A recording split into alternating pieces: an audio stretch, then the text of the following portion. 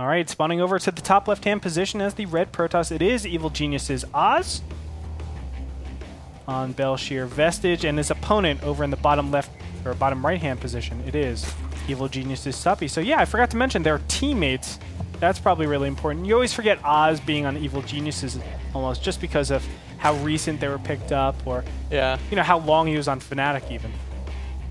But tell me a little bit about ZVP on this map, where you really feel like it's going to go. This is a map that both players actually feel very comfortable in, I think, in ZVP. I know that this map has been in the map pool for quite a while. Both of these players have had a lot of games in this map so far, and I think that we could see anything come out. Balance-wise, I think it's about 50-50, I think. Really? I don't think Protoss players dislike it. I don't think Zerg players dislike it. You know, what do you think is like the main advantages of Zerg on this map? For instance, like I would say the main disadvantage would be the fact that swarm hosts aren't nearly as strong on this map because of the fact that there's just so many walkways. It's so easy to bypass them and get good position to the point where, you know, they're trying to get there and then they just get immediately force fielded out. Locust can't do anything.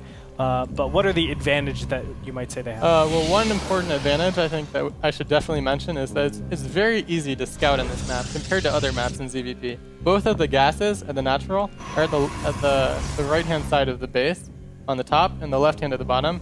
So your Overlord can just sit next to them, watch, check out the gas timings. That tells you a lot. Also, there's a nice position right to the bottom left of the main base for Oz where you can put an Overlord. It's that good to scout.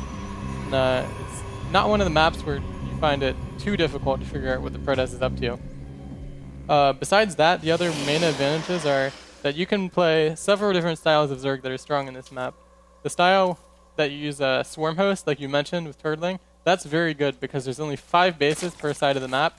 Oh, you still prefer it? Pretty easy to split. If you like that style, this is a good map for it. Also, this is one of the maps that we see double upgrade Zergling styles on a lot.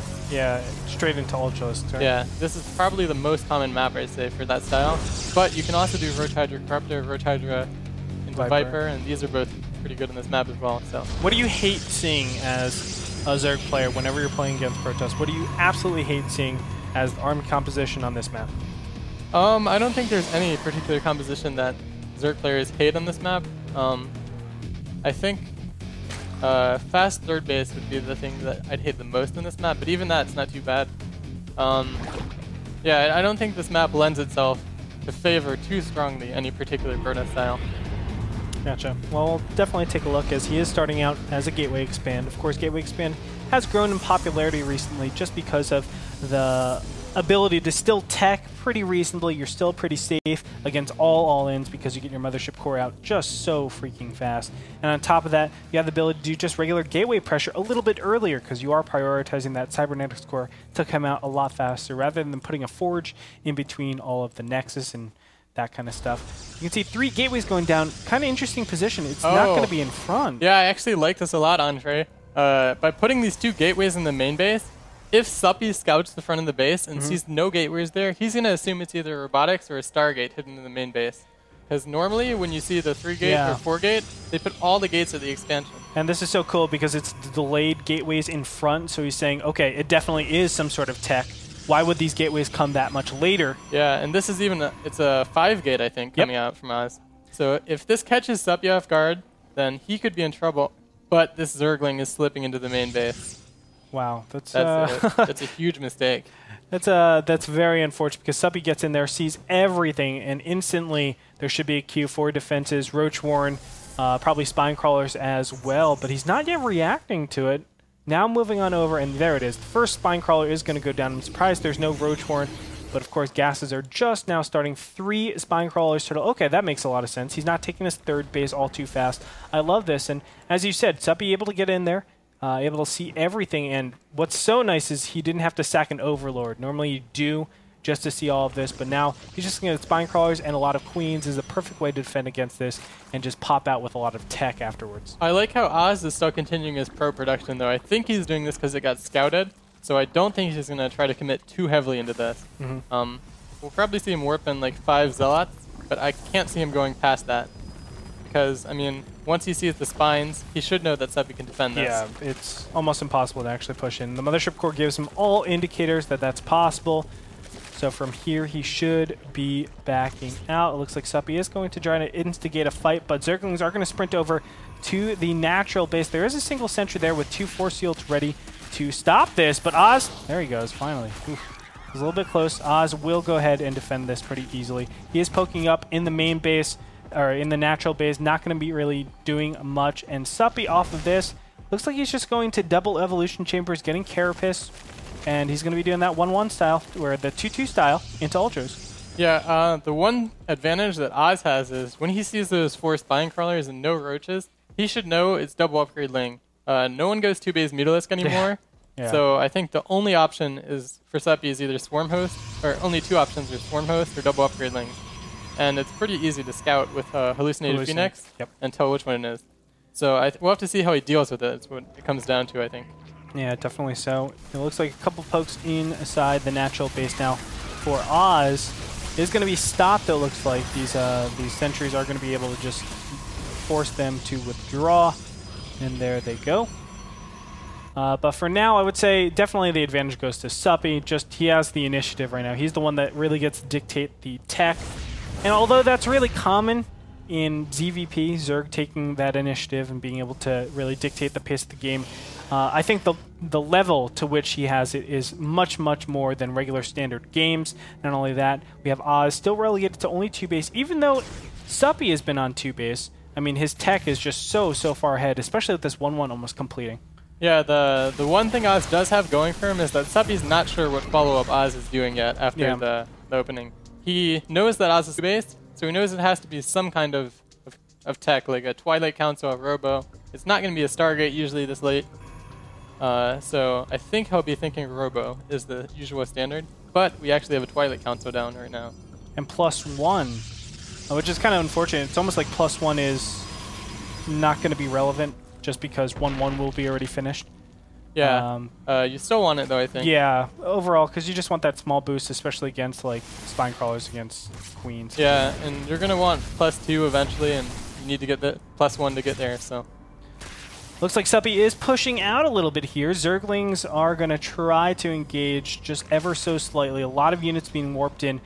Additional Zealots, actually. And the 3rd base is going to be taken over here. Now, this is kind of interesting. There's still this phase where... No, it looks like Oz will go ahead and just defend. He's not going to look to do anything else. And Oz has seen the Hive now with his Hallucinated Phoenix. He just flew a Hallucinated Phoenix in 1 second ago and scouted that. So he knows exactly what Suppy is doing at this point. And I think Oz, I'd actually put him in a good position right now. He's denied Suppy's 3rd for so long, and you really want that 3-base economy when you get to the Ultraless phase. Sure. I mean, I don't know a lot of 2-base all-ins with Ultras that really seem reasonable to me. It feels like you only have that 1 attack, but if you look at how delayed this robotics facility is, and catching a lot of these units out of position, Force Shields are going to be thrown down, emergency Force Shields that is. It looks like the Zerglings are going to be fended off. I thought they were actually going to take out a lot more than that, but it looks like they do have to retreat, of course, Zealots and Sentries in the backhand.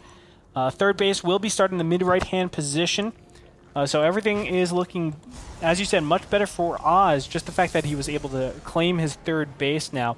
And he can accurately react. He's getting a... Wow, that's kind of surprising. He's getting a Robotics Bay. I figured double Robo would have been much better. Yeah, I'm not sure how much I like this choice. It's an interesting decision. It's obviously going to help him a lot against the Zerglings. So if he can manage to use the class side to deal with the Zerglings, then just have it down to some Ultralisk, then maybe it'll work pretty well.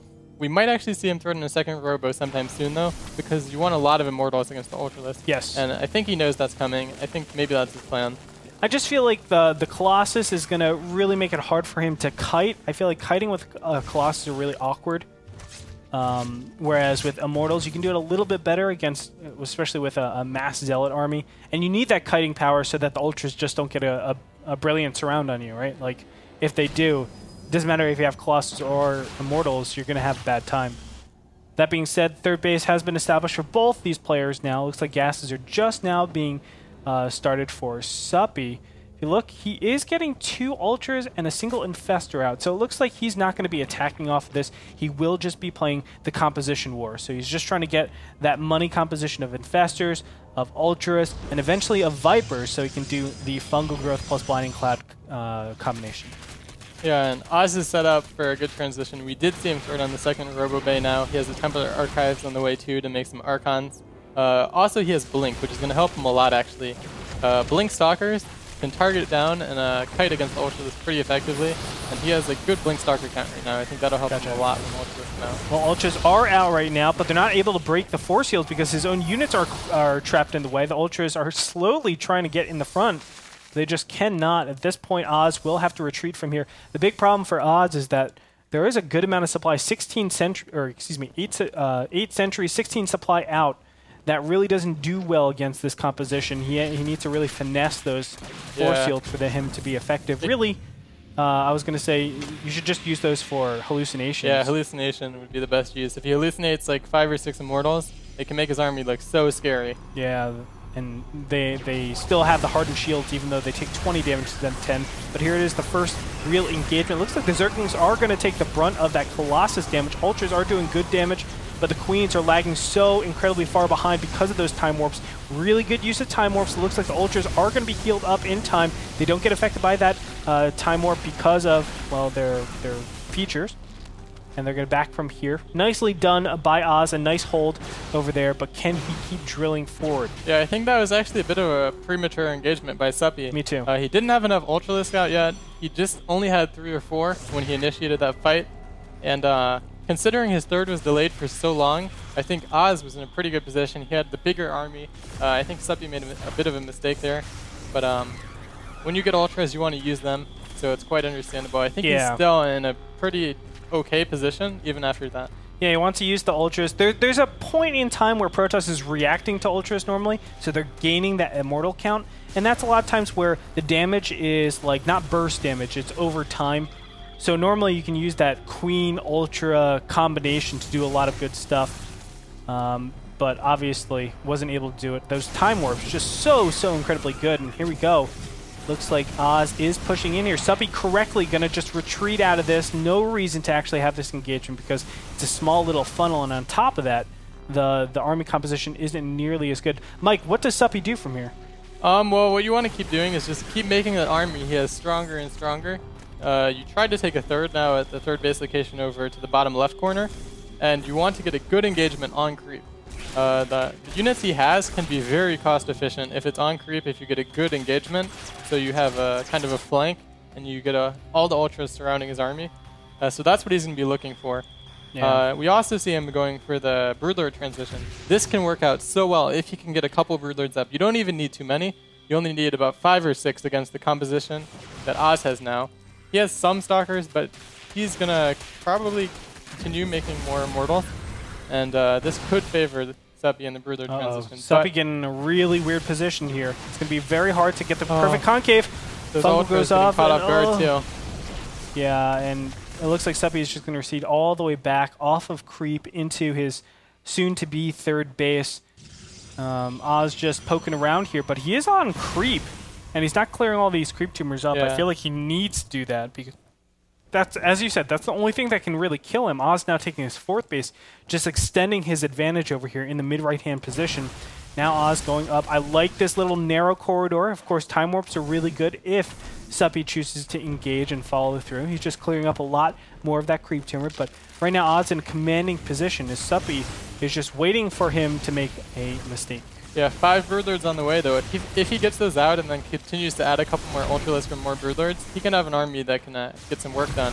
But Oz, he wants to fight now. I think he realizes what's up. Even as a fleet, he can going down behind them. So let's look at this fight. Yeah, Ultras were behind all of the Queens, so they didn't get up in time. The Zealots were going to take all the damage, while the Immortals doing massive damage against everything. Everything gets cleaned up. Suppy is looking to be eliminated in this first game, in this first match of Group F, as there's just way too much. I mean, really, we kind of saw this coming, too, because of how fast Oz got the third base relative to Suppy's.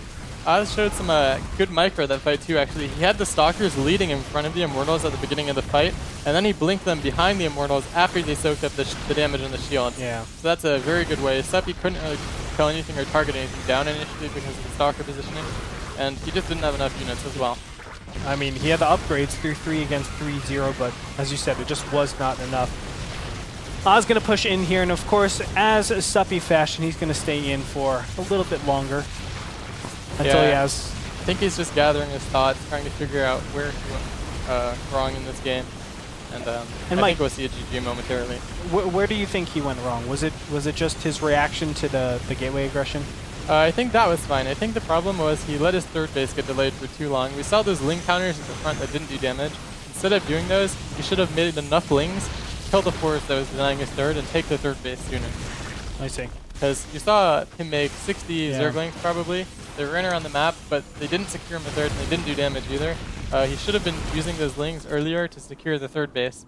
And then he would have had more ultras if he went for that early fight.